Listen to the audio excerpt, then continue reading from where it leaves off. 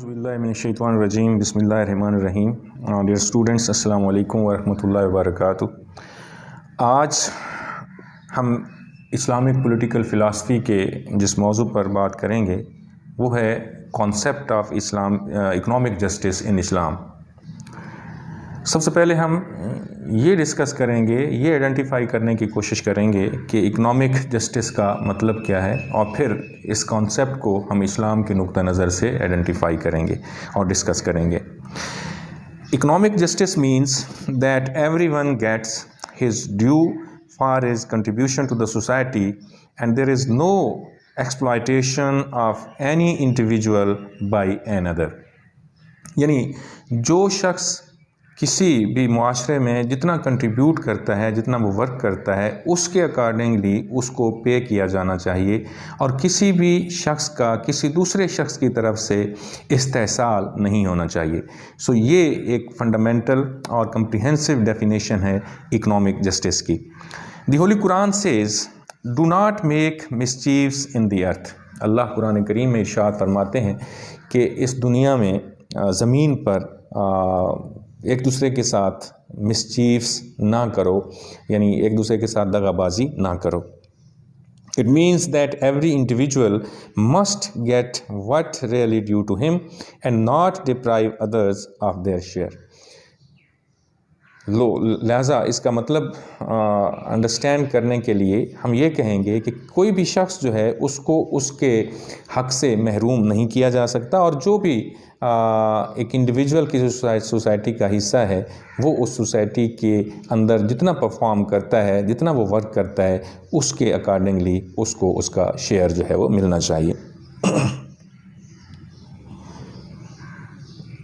The holy prophet सल्लल्लाहु अलैहि वसल्लम also warned the people, beware of injustice, for injustice will be equivalent to darkness on the day of judgment. नबी रहमत सल्लल्लाहु अलैहि वसल्लम ने भी लोगों को ख़बरदार किया कि इनजस्टिस के हवाले से और इकोनॉमिक इनजस्टिस के हवाले से ख़ुसूसी तौर पर आप सल्लल्लाहु अलैहि वसल्लम ने फरमाया कि नाइंसाफ़ी से ख़बरदार हो जाओ, क्योंकि नाइंसाफ़ी will be equivalent to darkness on the day of judgement. ये क़यामत के दिन ये जो नाइंसाफ़ी है ये बिल्कुल उसी तरह होगी जैसे तारीकी होती है, जैसे जुल्मत होती है, जैसे कुछ नज़र ना आने का वो जो फिनोमेना है वो होता है. This is an warning against injustice and exploitation which promote general welfare of the society, and this is the ultimate goal of Islam. सो ये जो नबी रहमत सल्लल्लाहु अलैहि वसल्लम ने वार्निंग दी लोगों को कि ये जो इनजस्टिस है, ये जो नाइंसाफ़ी है, ये डार्कनेस से मुशाबे है, और क़यामत के दिन इनजस्टिस ऐसे उसको आप सल्लल्लाहु अलैहि वसल्लम ने तमसीलन बयान फरमाया कि ये ऐसे होगी जैसे तारीकी होती है, जैसे अंधेरा होता है. गोया गुनाहों से भरपूर जो एक सूरत हाल है उसकी तरफ आप सल्लल्लाहु अलैहि वसल्लम का इशारा है. सो ये जो एक्सप्लॉयटेशन और इनजस्टिस है किसी भी सोसाइटी में, जो रिसोर्सेज की एक्सप्लॉयटेशन है या इंडिविजुअल्स की एक्सप्लॉयटेशन है किसी भी मुआशरे में, ये उस सोसाइटी को बर्बाद कर देती है. और अगर किसी मुआशरे में जस्टिस है, इकोनॉमिक जस्टिस है, तो वहाँ पे वेलफेयर सोसाइटी जो है वह इस्टेब्लिश होती है, लोगों को उनका ड्यू शेयर मिलता है, लोग खुशहाल होते हैं, सोसाइटी परवान चढ़ती है, रियासत जो है वो आगे बढ़ती है, रियासत जो है वो खुशहाल होती है, और मजमूई तौर पर पूरा जो मुआशरा है उसमें खुशहाली की एक लहर दौड़ती है. और यही इस्लाम का अल्टीमेट गोल है. The relationship between employer and employee are most important in Islam. On one hand, an employee is entitled to just wage for his contribution, and it is unlawful for the employer to exploit the employees. जहाँ एक तरफ जो मज़दूर है उसको उसकी कारकर्दगी और उसके काम के मुताबिक मुआवजा जो है उसको दिए जाने की बात है, तो दूसरी तरफ جو امپلائر ہے اس کو بھی اس بات سے روکا گیا ہے کہ وہ اپنے مزدور کا جس سے وہ کام لے رہا ہے اس کی ایکسپلائٹیشن، اس کا استحصال نہ کرے، بلکہ اس کی محنت، اس کی مزدوری کا جو ڈیو شیئر ہے وہ اس کو بر وقت پرووائڈ کرے۔ On the other hand, an employee is also ordered to work honestly and properly. لیکن اس کا مطلب یہ نہیں ہے کہ دوسری طرف جو مزدور ہے اس کو کوئی وارننگ نہیں دی گئی، اس کو کوئی اشارہ نہیں دیا گیا، اس کو کوئی احکامات نہیں دیے گئے، نہیں۔ جس طرح امپلائر جو ہے اس کو کہا گیا ہے کہ وہ اپنے مزدور جو لیبرر ہے اس کے پاس کام کر رہا ہے اس کی مزدوری اس کو ٹائم پہ دے اور جتنا اس نے کام کیا اس کے اکارڈنگلی دے، تو اسی طرح دوسری سائڈ پر جو مزدور ہے اس کو بھی یہ کہا گیا ہے کہ وہ بھی اپنی ڈیوٹی جو ہے، اپنی پرفارمنس جو ہے اس کو اپنی ایمانداری، آنیسٹلی اور صحیح طریقے سے اس کو پروان چڑھائے، اس کو پرفارم کرے۔ دی ہولی پرافٹ صلی اللہ علیہ وآلہ وسلم directed the Muslim to pay the labourer before his sweat is dried. آپ صلی اللہ علیہ وسلم کی بڑی معروف حدیث ہے کہ مزدور کا پسینہ خشک ہونے سے پہلے اس کی مزدوری ادا کر دی جائے۔ سو امپلائر کو یہ آپ صلی اللہ علیہ وسلم کی طرف سے ہدایت ہے کہ وہ مزدور کی مزدوری بر وقت ادا کرے، کیونکہ اس نے بھی اپنے گھر کا سسٹم چلانا ہے، اس نے بھی اپنے بچوں کے لیے کچھ چیزیں خریدنی ہیں، تو لہٰذا اس کی مزدوری اس کی گھر کی اکانومی کو بہتر طریقے سے رن کرنے کے لیے بر وقت ادا کی جانی ضروری ہے۔ دی پروفٹ صلی اللہ علیہ وآلہ وسلم also declared that 3 persons will face the displeasure of Allah Almighty on the day of judgment۔ نبی رحمت صلی اللہ علیہ وسلم نے ارشاد فرمایا کہ 3 قسم کے لوگ جو ہیں اللہ تعالیٰ قیامت کے دن ان سے اپنی ناراضگی کا اظہار کرے گا، ڈسپلیئر شو کرے گا۔ پہلے قسم کے وہ لوگ ہیں who dies without fulfilling his commitment to God، جو اللہ رب العزت سے جو انہوں نے کمٹمنٹ کی ہوئی ہے اس کمٹمنٹ کو فلفل کرنے سے، اس وعدے کو پورا کرنے سے پہلے وہ فوت ہو جاتے ہیں، مر جاتے ہیں۔ دوسرے وہ لوگ who sells a free person and enjoys his price، جو کسی آزاد شخص کو بیچ دیتے ہیں اور اس سے جو قیمت ان کو ملتی ہے، جو پیسہ ملتا ہے اس سے لطف اندوز ہوتے ہیں، یعنی گویا غلامی کی یہاں پہ مذمت کی گئی ہے۔ اور تیسری چیز جو ہے who engage a laborer, receives due work and does not pay him his wage، اور کسی مزدور کو اور وہ شخص ان کو بھی اللہ تعالیٰ اپنا ڈسپلیئر شو کرے گا جو کسی مزدور کو مزدوری کے لیے انگیج کرتے ہیں، اس سے سارا دن کام لیتے ہیں اور پھر ان کو ان کا ڈیو شیئر، ان کی مزدوری جو ہے وہ نہیں دیتے۔ It means that Islam is against the exploitation of laborers and in the favor of paying them moderately what is due to them۔ اسلام جو ہے وہ مزدوروں کے استحصال کے انتہائی خلاف ہے، اور اسلام کہتا ہے کہ جو بھی اس کی مزدوری ہے اس کی مزدوری اس کو بآسن طریقے سے بر وقت ادا کی جائے۔ Islam also fixes the level of minimum and ideal wages, مطلب زیادہ سے زیادہ کتنی مزدوری ہونی چاہیے اور کم سے کم کتنی ہونی چاہیے، دونوں کا تعین کرتا ہے۔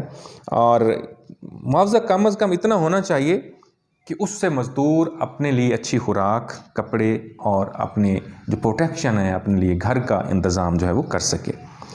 اسلام also fixes the maximum hours of work, جو زیادہ سے زیادہ کام کے اوقات ہیں ان کا بھی تعین اسلام میں کیا گیا ہے۔ They should never exceed the time which can not be borne by employee، یعنی یہ وہ اس کی قوت برداشت جو ہے اس سے زیادہ وہ کام اس سے نہیں لیا جانا چاہیے، یعنی اتنا وقت زیادہ اس سے نہیں کام کروانا چاہیے جو اس کی فزیکل جو جسامت ہے اس کی اس کے لیے ناقابل برداشت ہو، یعنی اتنے زیادہ اوقات نہیں ہونے چاہیے کہ مزدور اس کو برداشت نہ کر سکے، اور یہی انصاف ہے۔ اب اسلام میں جو اکنامک جسٹس ہے، اس کے جو ویریس پرنسپلز ہیں جن کی بنیاد پہ ہم Islamic concept of economic justice جو ہے اس کو ایلیبوریٹ کریں گے، اس کو ہم وضاحت کے ساتھ پیش کریں گے، اور انہی پرنسپل کی بنیاد پہ ہم آئیڈینٹیفیکیشن کرتے ہیں کہ یہ جو جسٹس ہے، اکنامک جسٹس کا یہ جو پرنسپل ہے، یہ اسلام سے تعلق رکھتا ہے یا غیر اسلامی ہے۔ تو اب ہم ان پرنسپلز کی بات کریں گے جو اسلام نے دیے ہمیں اکنامک جسٹس کے حوالے سے۔ سب سے پہلا پرنسپل ہے جی کو relation between economics and religion. عمومی طور پہ یہ سمجھا جاتا ہے کہ شاید اکنامکس یا آپ کے جو کمانا ہے، روزی کمانا اور اس کو خرچ کرنا، آپ کی آمدنی اور اخراجات جو ہیں اور آپ کا پروفیشن جو ہے، اس کا اسلام کے ساتھ کوئی تعلق نہیں ہے، یہ ریلیجن کے ساتھ اس کا کوئی تعلق نہیں ہے. Some people think that there is no relationship between economies and religion. This theory is totally and absolutely wrong. Islamic نقطہ نظر سے یہ تھیری جو ہے، یہ نظریہ جو ہے کہ اسلام یا مذہب کا اس کے ساتھ اکانومی کے ساتھ کوئی تعلق نہیں ہے، یہ ایبسولوٹلی غلط ہے. There is a great interaction between the religion and economic. Religion اور اکنامکس جو ہیں یہ ایک دوسرے سے بہت زیادہ ملے ہوئے ہیں، بلکہ اسلام جو ہے وہ جب ہم اس کو دین تصور کرتے ہیں یا ہم ان کو دین کہتے ہیں تو دین کا مطلب تو آپ کی زندگی کا ہر وہ گوشہ، چاہے وہ کسی بھی حوالے سے اس کا تذکرہ ہو، وہ اکنامک پوائنٹ آف ویو ہو، وہ سوشل پوائنٹ آف ویو ہو، وہ کلچرل پوائنٹ آف ویو ہو، اس کا تعلق سویلائزیشن سے ہو، اس کا تعلق آپ کے خدا کے ساتھ ہو، اس کا تعلق آپ کی روزی روٹی کے ساتھ ہو، وہ تمام آسپیکٹس آف لائف جو ہیں ان کو دین ڈیل کرتا ہے. سو عبادات کے علاوہ جو معاملات اور اخلاقیات ہیں یہ بھی دین کا حصہ ہوتے ہیں. سو اسلام کو چونکہ ایک ریلیجن کی بجائے ایک دین ہے، اور اللہ تعالیٰ نے قرآن کریم میں جتنی جگہ بھی اسلام کا ذکر کیا ہے اس کو دین ڈکلیئر کیا ہے، تو دین is a combination of religion and the temporal world. یعنی جو دنیاوی ہماری زندگی ہے وہ اور جو مذہبی ہماری زندگی ہے، اس دونوں کو اگر ہم جوڑیں تو پھر دین بنتا ہے. Both religion and economies are the important aspect of human life. Man is incomplete without religion and economies, and he seeks means of economies by following the religion.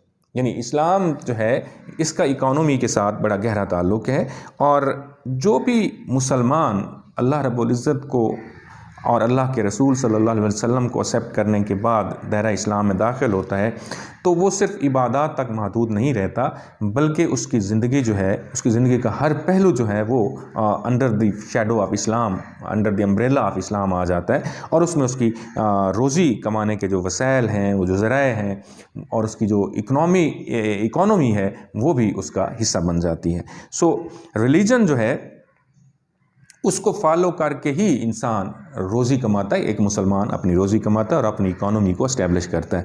اب اگر ہم اسلام کے پرنسپلز کو ایک طرف رکھ دیں تو پھر تو ہم ہر وہ کام اور پروفیشن اڈاپٹ کر سکتے ہیں جس سے ہمیں آمدنی ہوتی ہے.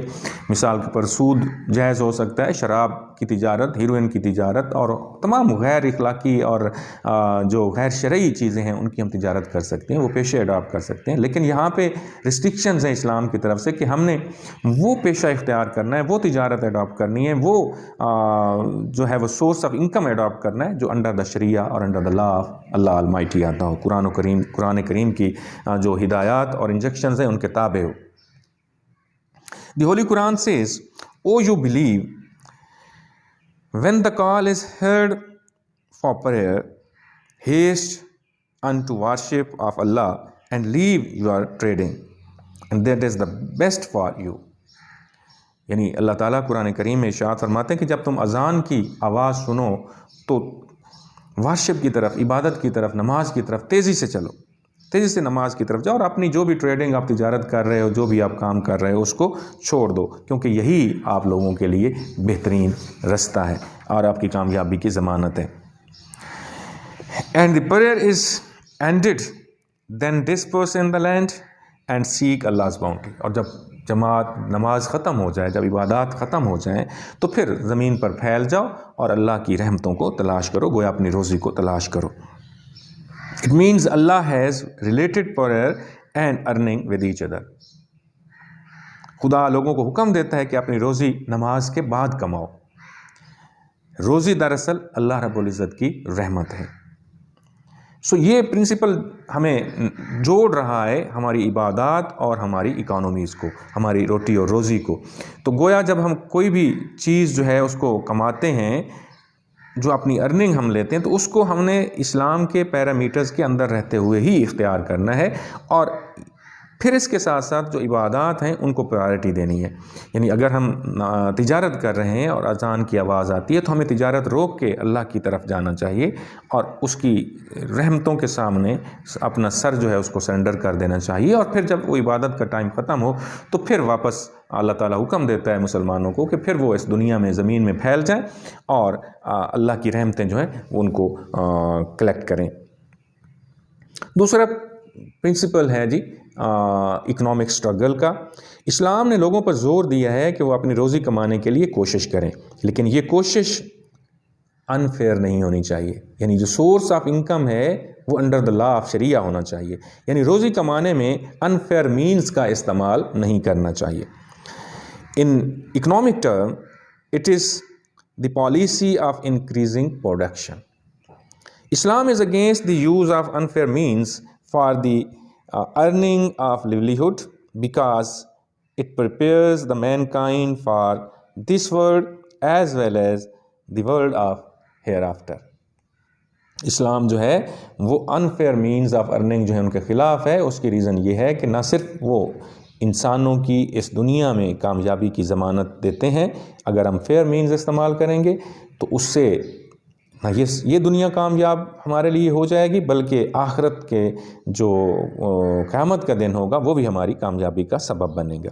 سو اکنامک سٹرگل جو ہے وہ اسلام اس کی دعوت دیتا ہے مسلمانوں کو اور سٹرگل کے ذریعے روزی کمانے کی بات کرتا ہے اور انفیئر مینز کے استعمال کی ممانعت کرتا ہے. اس کے بعد ہے جی اسلام کا اگلا جو اکنامک پرنسپل ہے اکنامک جسٹس کے حوالے سے، Islam is totally against the beggars and begging. Islam is against the begging and joblessness. Islam persuaded man to go about and to explore the treasures of the nature and exploit them for his profit. یعنی اللہ رب العزت انسان کو، مسلمان کو begging سے روکتا ہے، اس کو بھکاری پن سے روکتا ہے، اس کو بھیک مانگنے سے روکتا ہے. اور اللہ رب العزت انسان کو کہتا ہے کہ وہ زمین میں پھیلے اور اللہ کی رحمتوں کو، اللہ کے خزانوں کو تلاش کرے اور ان کو اپنے لیے ایکسپلائٹ کرے، ان کو اپنے لیے استعمال کرے اپنے فائدے کے لیے. اس کا مطلب یہ ہے کہ اللہ انسان کو زندگی کی ضروریات پوری کرنے کے لیے اپنی زمین میں چھپے ہوئے خزانے تلاش کرنے کا حکم دیتا ہے. لہذا جدوجہد بھیک کی لعنت کو ختم کر دیتی ہے. دی ہولی پروفٹ صلی اللہ علیہ وسلم said, "He who seeks the word lawfully to refrain from begging, to cater his family, and to be kind to the neighborhood will meet God with a face shining like a full moon." اللہ تعالیٰ قرآن نبی رحمت صلی اللہ علیہ وسلم فرماتے ہیں کہ وہ شخص جو لافلی دنیا کی تلاش کرتا ہے، آئینی اور قانونی طریقے سے شریعت کے طریقوں سے اللہ رب العزت کی جو خزانے ہیں ان کو تلاش کرتا ہے اور وہ بھکاری پن سے یا بھیک مانگنے سے اجتناب کرتا ہے اپنی فیملی کو جو کیٹر کرنے کے لیے، اپنی فیملی کی پرورش کرنے کے لیے، اینڈ اس کے ساتھ ساتھ وہ اپنے جو پڑوسی ہیں ان کے ساتھ بڑا مہربان ہے، ان کے ساتھ بڑا شفیق ہے، تو نبی رحمت صلی اللہ علیہ وسلم فرماتے ہیں کہ قیامت کے دن اس کا چہرہ جو ہے وہ 14ویں کے چاند کی طرح، پورے چاند کی طرح چمکتا ہوا نظر آئے گا. آپ صلی اللہ علیہ وسلم نے ایک اور جگہ پہ فرمایا the hand that is above is better than the hand that is lower. وہ ہاتھ جو اوپر ہے وہ نیچے والے ہاتھ سے بہتر ہے. یعنی اب دینے والا ہاتھ، اس کا دوسرا مطلب یہ ہوگا کہ دینے والا ہاتھ ظاہری بات ہے وہ اوپر سے ہوتا ہے، دینے والا ہاتھ جو ہے وہ لینے والے ہاتھ سے بہتر ہے. چوتھا پرنسپل ہے جی فیئر ارننگ کا. اسلام لوگوں کو دولت کمانے کی اجازت دیتا ہے، لیکن اس کے لیے فیئر مینز کا استعمال جو ہے وہ لازمی قرار دیتا ہے. وہ دوسرے کے حقوق اور مفادات کو نقصان پہنچا کر دولت کمانے کی قطعاً اجازت نہیں دیتا.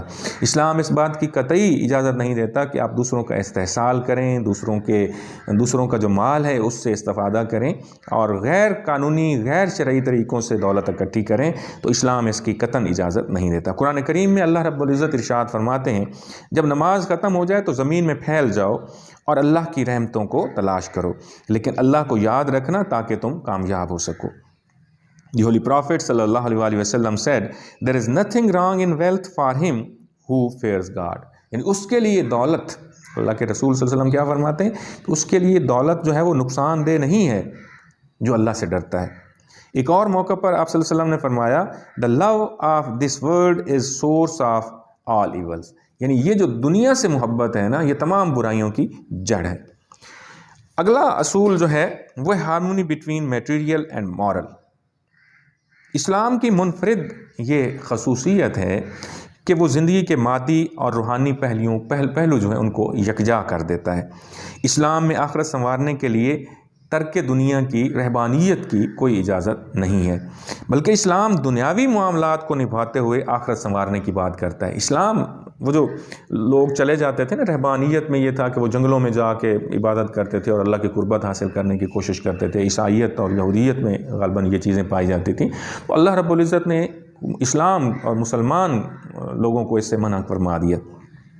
نبی رحمت صلی اللہ علیہ وسلم فرماتے ہیں کہ اگر آپ نے اللہ کی قربت حاصل کرنی ہے تو اپنے معاملات میں درستگی پیدا کرو۔ گویا آپ اپنا کاروبار کر کے بھی اللہ کے قریب ہو سکتے ہو۔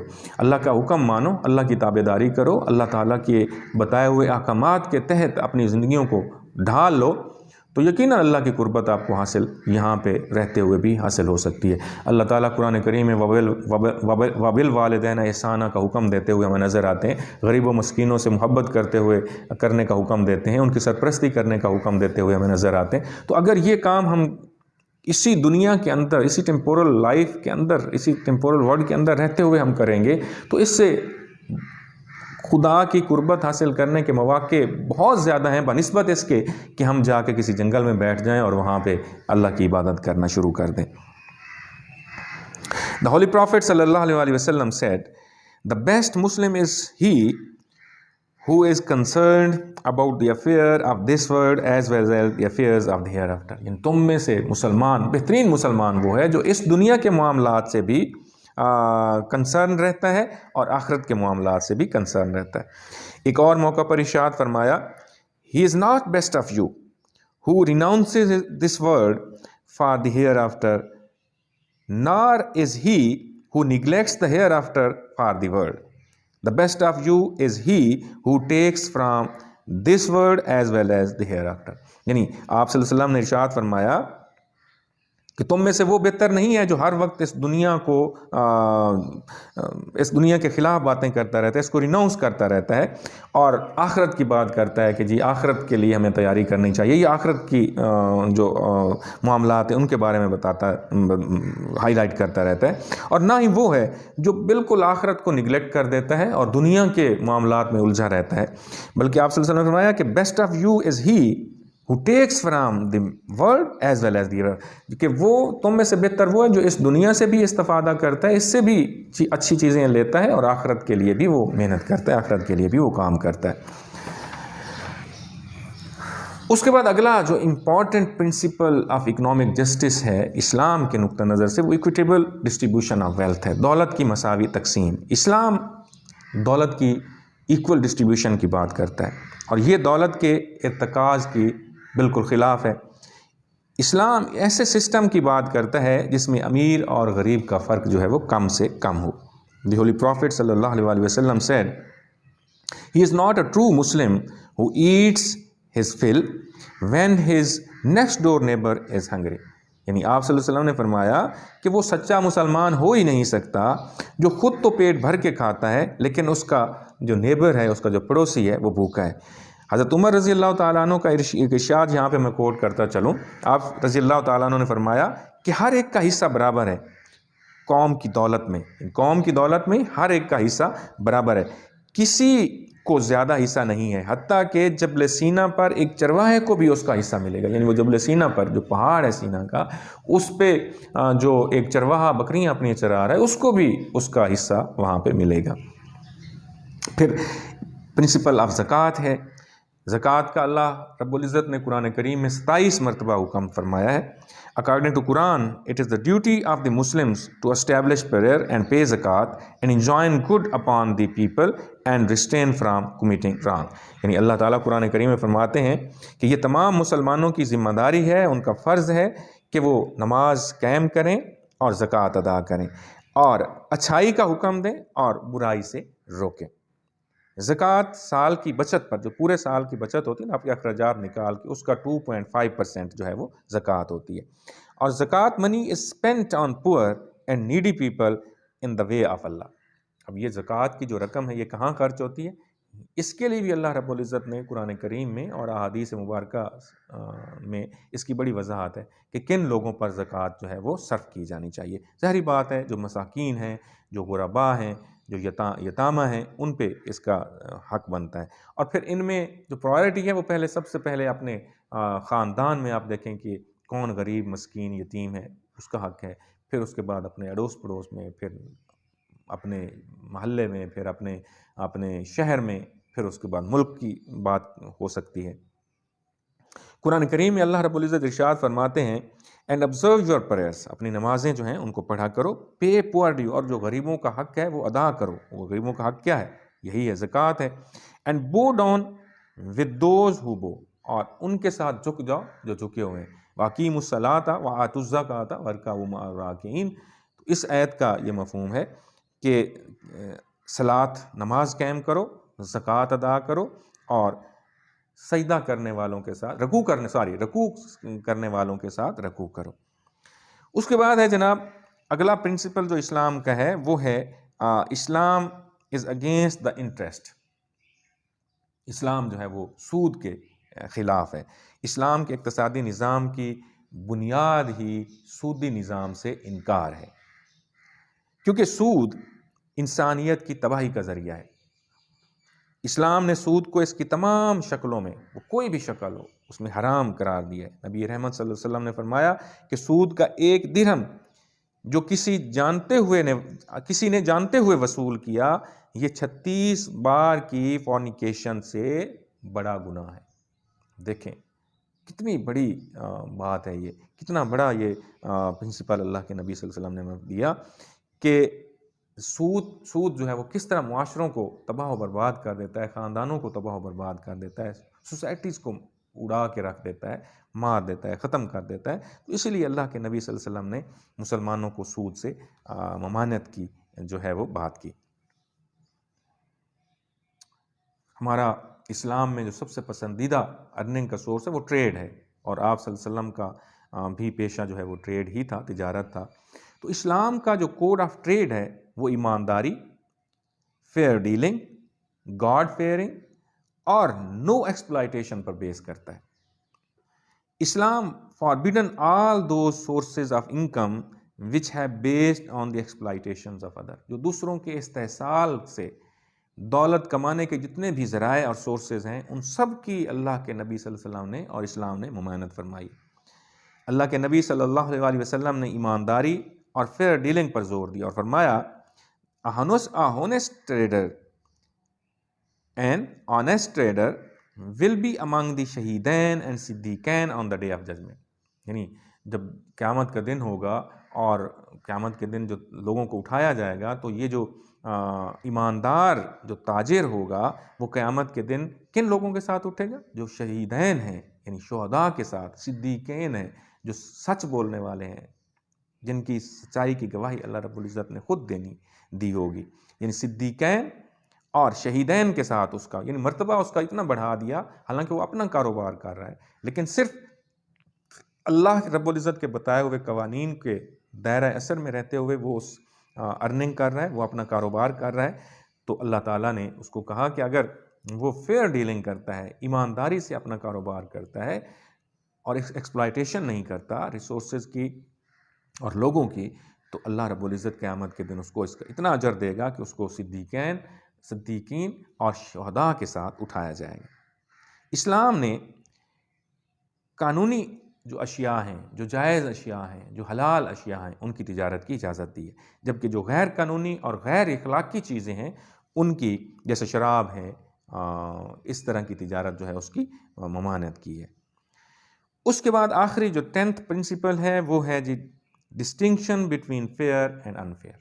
اسلام ہمیں بتاتا ہے کہ کیا فیئر ہے، کیا جائز ہے اور کیا ناجائز ہے۔ اسلام نے فیئر اور انفیئر کے ذرائع بھی جو ہے وہ ڈیمارک کر دی ہیں، ان کی ڈیمارکیشن کر دی ہے۔ ایسے تمام ذرائع جو قرآن و سنت نے حرام قرار دیے ہیں وہ مسلمانوں کے لیے ممنوع ہیں۔ ان میں تجارت یا لین دین کرنا، ایسے تمام معاملات یا ایسے تمام چیزیں جن کی اللہ رب العزت نے ممانعت فرمائی ہے قرآن کریم میں، یا نبی رحمت صلی اللہ علیہ وسلم کی سنت سے وہ چیزیں ثابت ہو چکی ہیں کہ اللہ کے نبی صلی اللہ علیہ وسلم نے ان کی تجارت سے منع فرمایا ہے، تو ایسی تجارت کرنا، ایسی چیزوں کی تجارت کرنا جن کی ممانعت ہے شریعہ میں، وہ قطعاً حرام ہے۔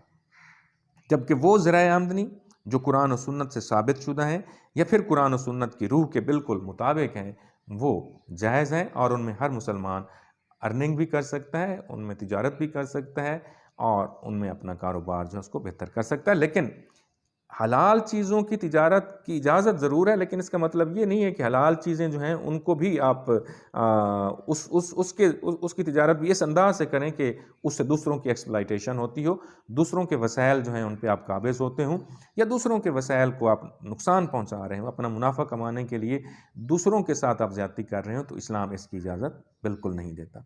یہ ہمارا آج کا ٹاپک ہے،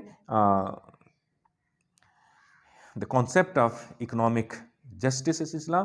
اس کے بعد ہمارا اگلا جو ٹاپک ہوگا وہ سوشل جسٹس کا جو کانسیپٹ ہے، تو concept of social justice in Islam, اس پہ بات کریں گے۔ اور اس کے ساتھ میں آپ لوگوں سے اجازت چاہتا ہوں، انشاءاللہ بہت جلد دوبارہ ملیں گے، اس وقت تک کے لیے اللہ حافظ۔